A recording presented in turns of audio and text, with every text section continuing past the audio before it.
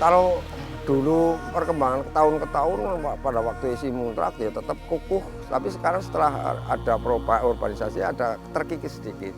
Artinya terkikis orang itu biasanya punya istri di luar daerah dan juga ada yang luar daerah masuk sini sehingga akhirnya berkurang. Ya terkikisnya belum terlalu banyak tapi yakin sini ada bahasanya adalah genting tan pedot.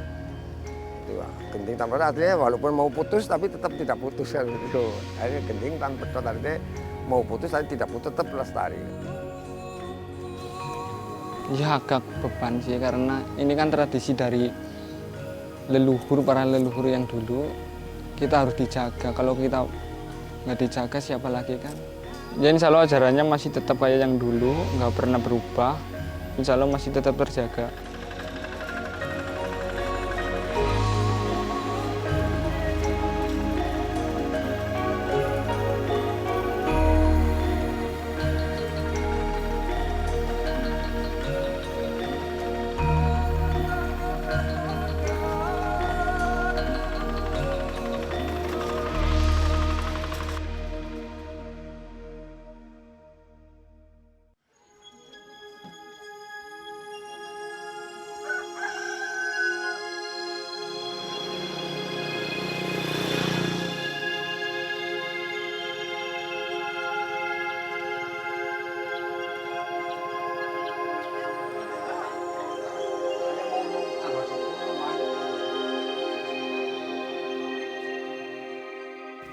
Awal komunitas Pondok Beling Desa Pekuncen ini berasal tokoh yang ada di Desa Pekuncen adalah berasal dari Pasir Luhur.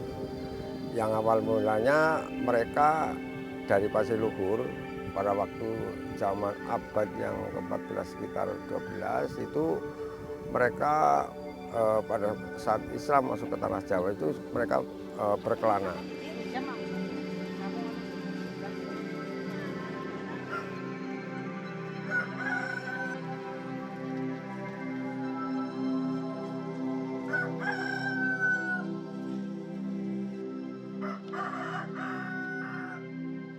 Sehingga pada waktu zaman itu mereka di sini menebar sejenis tanaman kayu, namanya kayu agung. Nah, karena melihat dengan ada rerumpunan kayu yang satu rumpun kelihatannya sangat indah, mereka kasih tenger. Tenger itu bahasanya ya gambaran untuk nantinya akan dibikin sebagai kedaton, kemudian bentuk juru kunci. Kemudian hutan tersebut kemudian dilingkari dengan pagar pembatas dan dikunci. Karena awalnya mereka itu adalah menyebarkan tanaman-tanaman kayu yang acak-acakan disebut kayu agung, sehingga mereka setelah ada angket dan di kayu tersebut diluruskan tidak ada yang papak atau tidak mau lurus, artinya masih mancang-menceng. Sehingga papak tersebut dipadukan dengan kunci sehingga menjadi desa Pak Kuncen. Bukan Pek tapi Pak Kuncen, nama desa.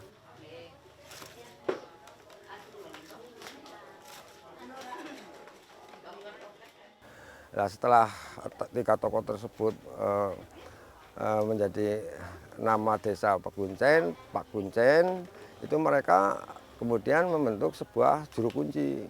Satu juru kunci pada waktu itu masih jaka, masih bujangan gitu lah. Akhirnya mereka setelah pertumbuhan penduduk semakin banyak sehingga anak putu diadakan tentang pembantu juru kunci namanya bedogol. Itu lambat tahun sehingga semakin banyak penduduknya dan mereka sambil mengembangkan tentang sosial, gotong royong, budaya dan adat dan tradisi. Yang diutamakan di sini adalah persatuan dan kesatuan. Sehingga setelah ada beberapa kelompok sampai sekarang ada 1 juru kunci 5 bedogol, masing-masing bedogol punya anggota atau anak putu. Nah, masing-masing anak putu dikasih nasihat tentang tata cara orang sebagai anak putu dan juga sebagai komunitas anak putu komunitas Pondok Beling itu dari awal mulai umur sekitar 17 tahun dan juga perempuan juga 15 setelah haid itu sudah mulai mendaftar sebagai anak putu.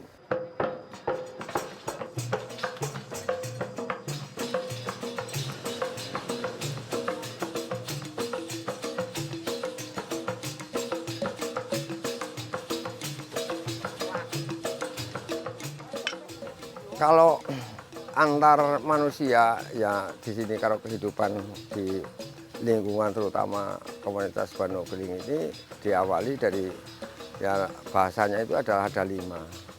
Misalnya contoh orang komunitas Bano Geling itu harus menaati bidang japa sarana ilmu laku tapa. Japa sarana ilmu laku tapa. Ya, kan 5 kan. Jadi japa itu adalah doa. Sarana itu adalah usaha, kan, ya kan, laku, lagi perilaku manusia. Orang meninggal itu seharusnya harus kita bisa meninggalkan nama, kan. Nah ini kalau ilmu pengetahuan, ya, dikasih kelonggaran, anak cucu sekarang sudah mengikuti zaman, pendidikan silahkan setinggi langit, tapi nanti kembali kepada ya orang tua lagi kan. Nah, tapa itu yang paling sulit, itu untuk mengurangi hawa nafsu. Dan itu harus bisa kita mencegah segala sesuatunya yang kaitannya dengan larangan-larangan seperti itu. Jadi kalau yang lain itu kan mungkin tidak seperti itu.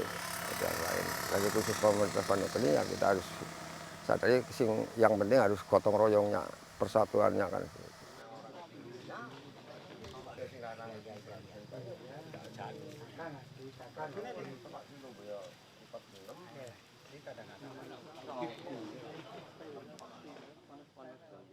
Apa saja yang terkait di sini kita kira-kira ada anugerah atau ada kelebihan dari Yang Maha Kuasa itu semuanya adalah disyukuri.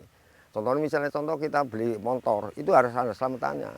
Misalnya saya dikasih traktor tadi, besok saya sama selamatan gitu. Karena namanya selamatan itu kita bersyukur pada Yang Maha Kuasa kan begitu.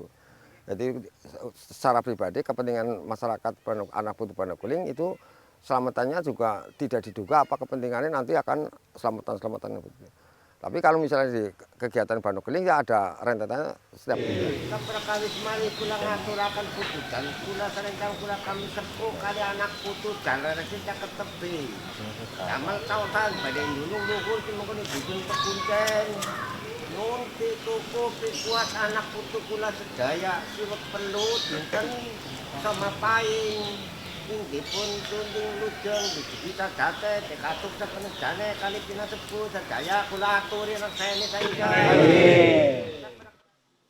Kalau sasi sura itu adalah yang ada kegiatan namanya puji-pujian.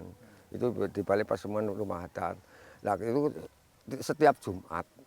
Nah, kemudian bulan misalnya Sura Sapar ada kegiatan namanya bersilat. Kemudian Senin Pahing misalnya setiap bulan ada Senin Pahingnya, tetap ada acara Senin Pahingan namanya Selamatan Kupat.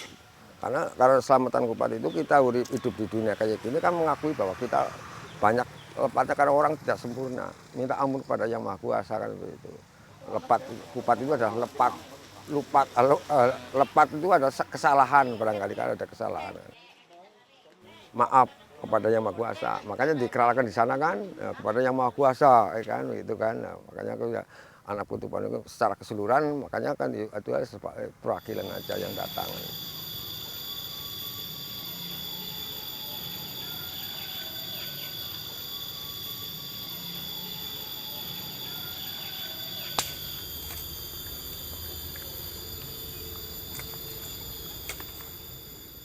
Ajaran ini yang namanya orang bahasanya orang soleh itu kan orang mendoakan orang tua bukan selagi masih hidup.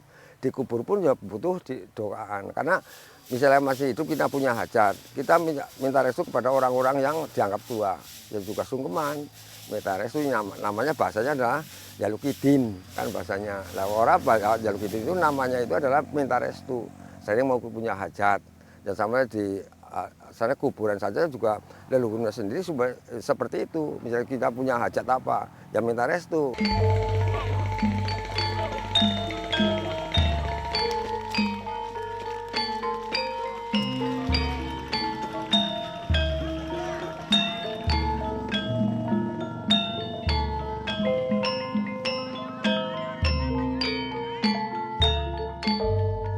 Di sini satu desa itu muntrak. sebagai anak putu semuanya dan sebagai anak putu semuanya, karena pada waktu itu aktivitas jalan juga transportasi juga belum mendukung karena pada waktu itu masih kumuh dan belum ada lalu lintas jembatan yang tembus ke kota. Setelah akses jalan sudah mendukung, kemudian itu termasuk sudah luntur, terkikis sehingga ke bawah arus itu.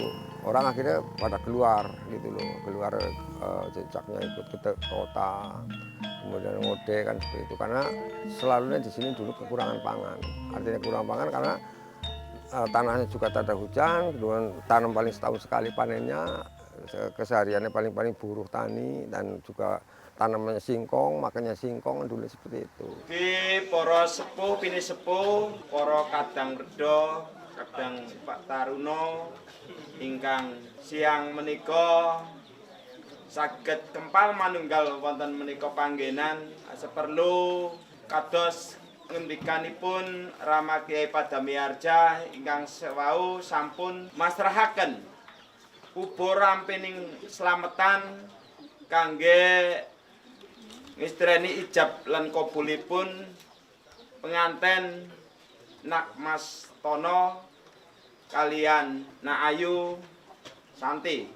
Para rawuh sedaya ingkang kawula hormati. Zamannya sekarang itu sudah zaman modern, tapi walaupun zaman modern sekarang masih tetap dijaga, dilestarikan tentang adat dan tradisinya. Sehingga pada waktu misalnya di sini termasuknya ada kegiatan-kegiatan, walaupun anak putu yang di luar sana pada merantau kerja di Jakarta dan di mana saja, apabila ada kegiatan yang ritual yang besar-besaran, itu memang pulang semuanya, seperti itu.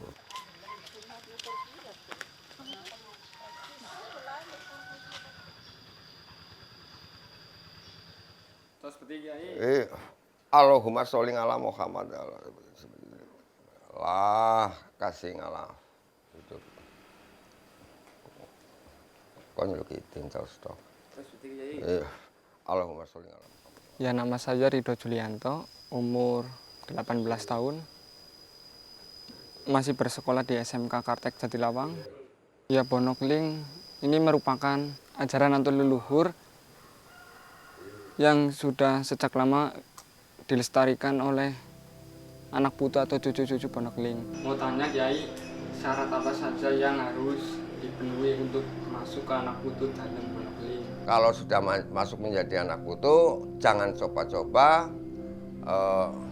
melanggar hal-hal larangan negara dan agama. Orang sebagai anak ya, yang baik itu bisa mikul dhuwur mendem jero. Nah, itu termasuknya sebagai ciri khas anak putu Bonokling untuk melestarikan adat dan budaya yang ada. Ya, tahapannya saya pernah belajar ikut perlon Kadiraja waktu itu pas muludan. Itu salah satu belajar buat menjadi anak putu Bonokling. Ya, karena adat Bonokling itu merupakan peninggalan dari nenek moyang kita dan ini sudah menjadi tradisi bagi orang sini, Mas. Ya, karena di sini mah masih orang-orang itu masih saling menghormati, terus saling mengalah lah, nggak berantem gitu. Kita sesama orang tua atau sesama yang lebih tinggi dari kita harus sopan, harus menanya, dan sesama teman juga harus saling menghormati.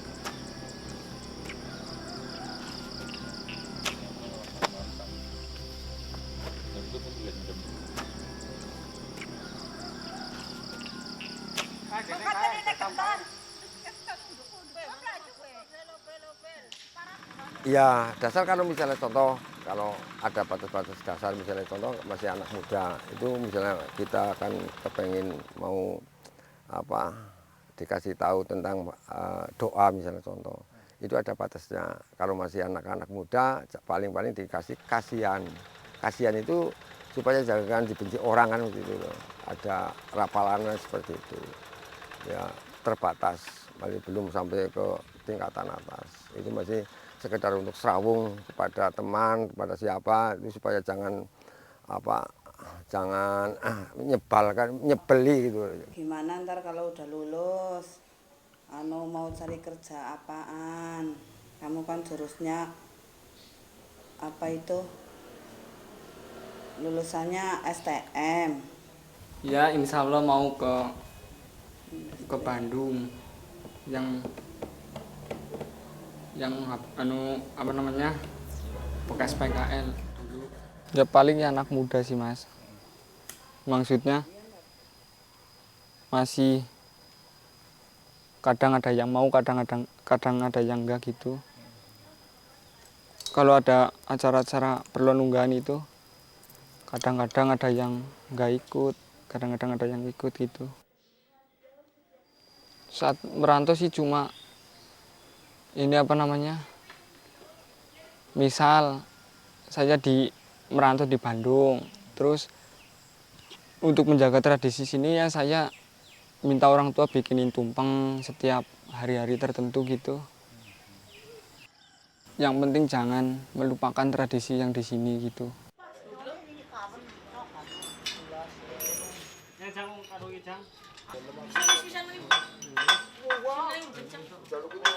Kalau saya merantau, insya Allah saya kalau udah sukses itu bikin rumah di sini aja.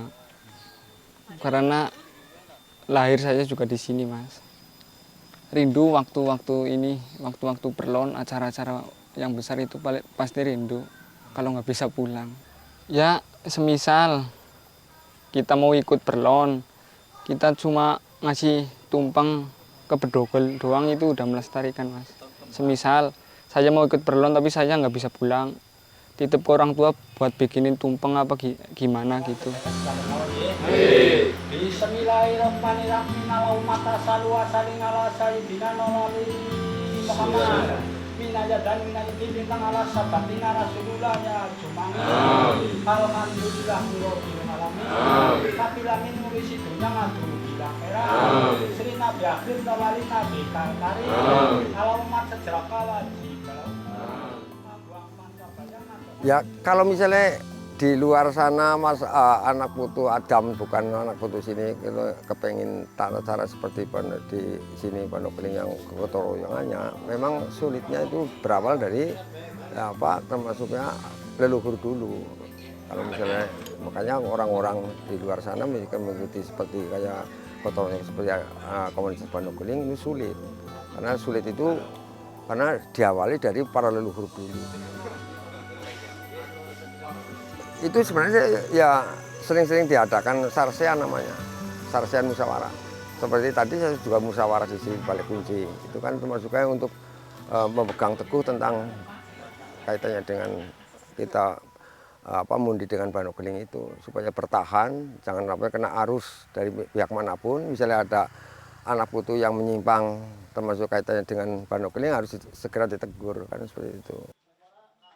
Makanya orang ya mudah sekali misalnya dikasih emeng-emeng apa saja gampang tergiur karena moralitasnya itu adalah dulu ya kurang pendidikan kan seperti itu. Makanya misalnya ada orang luar kesini yang perlu sangat dipertahankan itu adalah nilai-nilai adat budaya kayak gini jangan sampai luntur karena itu.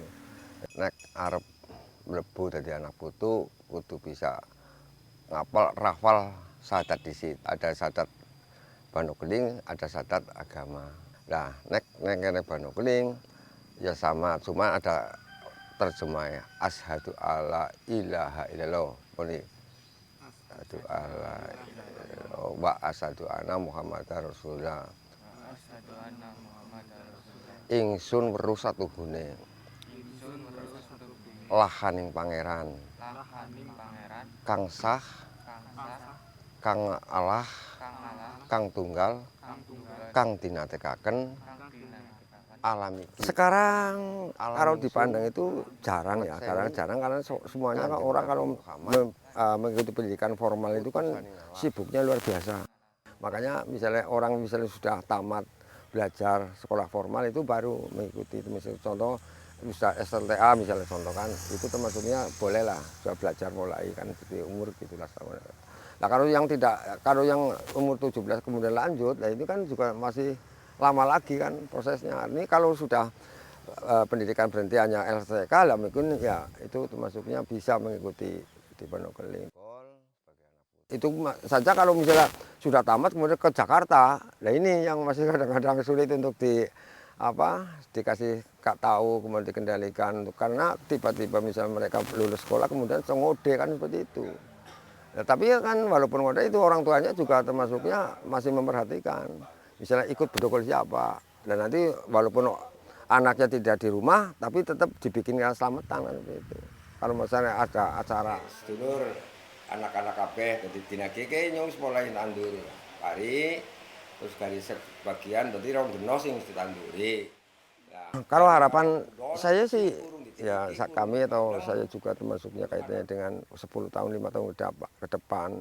Memang sebagian banyak orang akan menilai bahwa nanti 10 tahun akan pudar atau punah kan seperti itu. Padahal di sini tadi kalau kita pegang senepa filosofi dari orang dulu itu tidak akan sampai akhir zaman tidak akan punah. Walaupun terkikis sedikit, tapi tetap dijaga, tetap tidak akan bubar, tidak akan punah kan begitu. Karena kalau sudah ada filosofi ramalan dari dulu tetap bertahan. Karena tadi disebutkan genting tan pedot, walaupun sudah mau putus tadi tetap lestari. Walaupun sudah berkurang, nah, itu ada sejarahnya.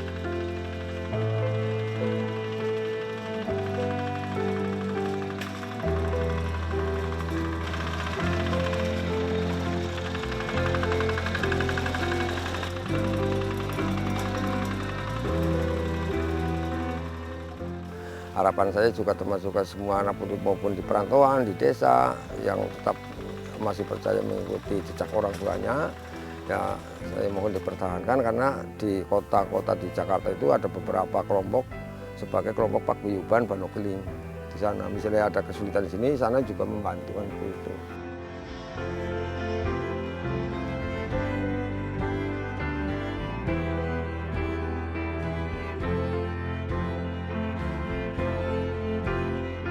Ya harapan saya sih semoga adat Pondok Keling ini terjaga dengan baik, jangan sampai punah, harus ada yang meneruskan.